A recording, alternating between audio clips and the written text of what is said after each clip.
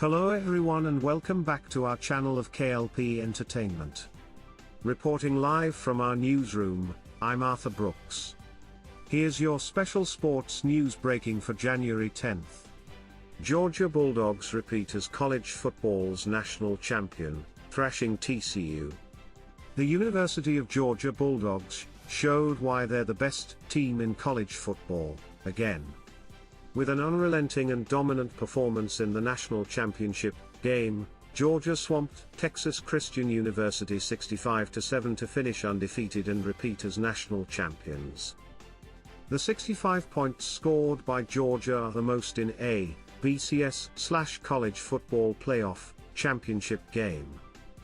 TCU came in as a huge underdog and the team had no answer for Georgia.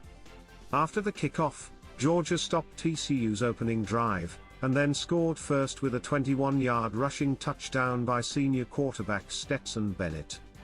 The Bulldogs marched down the field in less than 3 minutes, slicing through TCU's defense.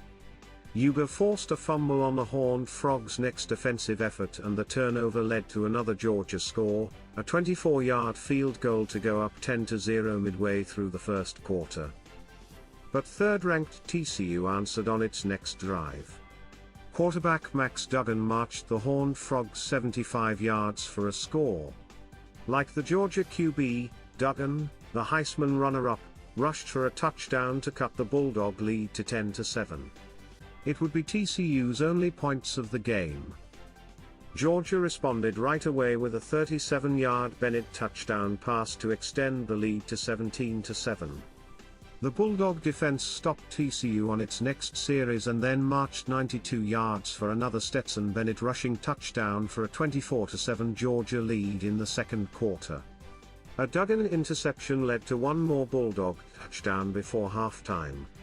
Georgia simply dominated to lead 38-7 at the break, scoring on all 6 of its possessions, the first team to do that in the playoffs.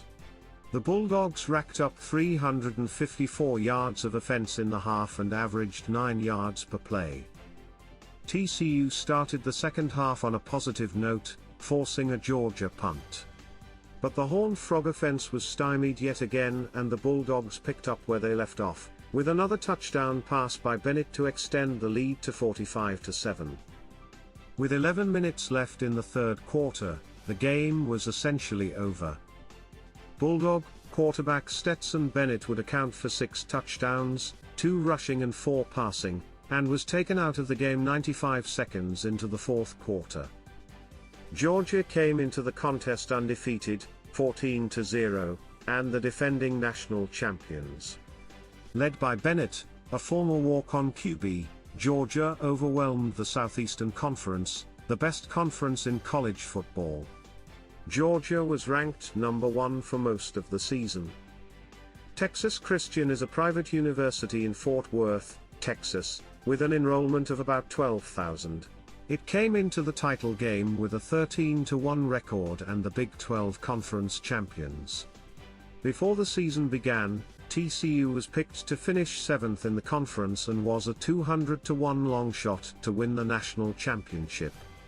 But the Horned Frogs surprised legions of football fans all season long with their ability to win. They couldn't find a way past Georgia though in the most important game of the year. The Southeastern Conference has dominated the Division I FBS college football playoffs. Since 2014 when the CFP began, an SEC team has won the title 6 times. Before Georgia, no team had repeated as national champion in the CFP era. One notable Bulldog didn't get to witness the victory. Georgia's famous mascot, Uga X, did not make the trip to Southern California for the championship game. The Bulldog is a common fixture at Georgia games, wearing a Uga uniform and hanging out in an air-conditioned doghouse on the sidelines. In a matchup many considered to be David versus Goliath, Goliath left no doubt. Georgia eviscerated TCU 65-7 to win its second consecutive college football playoff national championship, gashing the Horned Frogs' defense from start to finish and setting records along the way. The Bulldogs perpetrated the largest blowout in national championship game history, so much that Georgia quarterback Stetson Bennett was pulled from the contest, to receive a standing ovation with 13:25 left in the fourth quarter. What worked for Georgia? Everything. The Bulldogs outgained the Horned Frogs 589 to 188. They scored 5 touchdowns on the ground and 4 through the air. Bennett was excellent in his final collegiate game, finishing 18 of 25 for 304 yards and 4 touchdowns, plus 2 rushing touchdowns. Georgia's defense, meanwhile, tightened the screws after a rough showing against Ohio State in the CFP semifinals. The Bulldogs sacked Max Duggan 5 times and forced 3 turnovers. Even Georgia's backups overmatched TCU's offense in the fourth quarter. Georgia is the first back-to-back national champion since Alabama won consecutive titles a decade ago. Write off Alabama at your own peril, but it's abundantly clear that Georgia is the class of college football at the moment. Now 29-1 since the start of last season and with 2 championships in hand, the Bulldogs have a chance to do something that hasn't been done since 1936, win 3 consecutive titles. They'll have to do so without Bennett, who will go down as having one of the most fascinating legacies ever. A former walk-on who many wanted on the bench until he dethroned Alabama in the title game last year, Bennett ends his college career as a 2-time national champion, a Heisman Trophy finalist and the author of an incredible story of perseverance. TCU produced its own unbelievable story this season, going from unranked in September to the biggest stage of all in January, but Horned Frogs' title hopes were erased rapidly on Monday night in Inglewood, California. The Sporting News tracked live scoring updates and highlights as Georgia and TCU faced off in the 2023 College Football Playoff National Championship game. Check out all of the key moments you might have missed. Quarterback Stetson Bennett scored 6 total touchdowns, and the defense kept the Horned Frogs off the scoreboard in the final 3 quarters in a dominant performance. It's hard to know when it was over. At the national anthem, the coin flip, the opening kickoff, or perhaps even before that, the moment Noah Ruggles' kick for Ohio State sailed far, far left on New Year's Eve, giving Georgia second life and scaring the Bulldogs straight in the process. Whenever it was, Georgia, the reigning national champion, wasted little time turning the college football playoff title game into a coronation, laying waste to pesky little Texas Christian with a 65-7 thumping that was every bit as decisive as the score might have indicated. The Georgia defense, led by the sticky hands of defensive back Javon Bullard, was all but impenetrable, and its offense, led by the peerless performance of quarterback Stetson Bennett was all but unstoppable. Together, they overwhelmed the Horned Frogs, whose storied run, behind its folksy coach, its gutsy quarterback and a cast of unlikely characters, including a quirky Hypnotoad talisman, ended with a thud.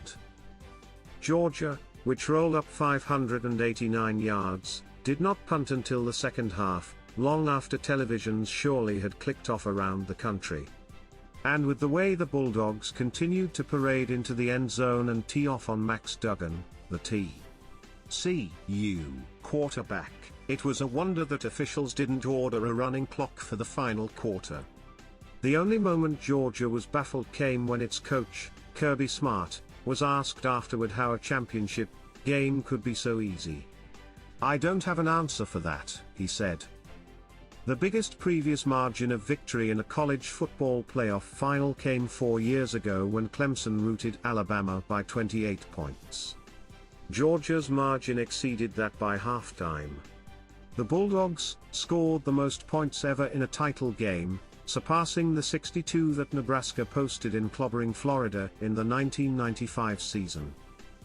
Georgia's romp could stand as a proxy for the gap between the rest of the country and the Bulldogs, who won their second consecutive national championship and their 33rd game in the last 34 tries. Their back-to-back titles are the first since Alabama's a decade ago. For a program that until last year was known mostly for falling short, Monday should not be the end of the line with so many freshmen, and sophomores dotting its depth chart. Georgia may as well be renamed Blue Chip U. Each recruiting cycle, the top high school football prospects in the country, from California to Pennsylvania, and all across the South, funnel into Athens, Georgia, and each spring, many of those former prospects, after years spent in a football finishing school, trickle out to the NFL. Yet the player most essential to the Bulldogs' 2 championships was someone not even Georgia wanted. Bennett, who grew up in Speck-on-the-Map, Blackshear, Georgia, did not have a scholarship from a football bowl subdivision school, so he headed up to Athens in 2017 as a walk-on, intent on working his way into the starting quarterback job.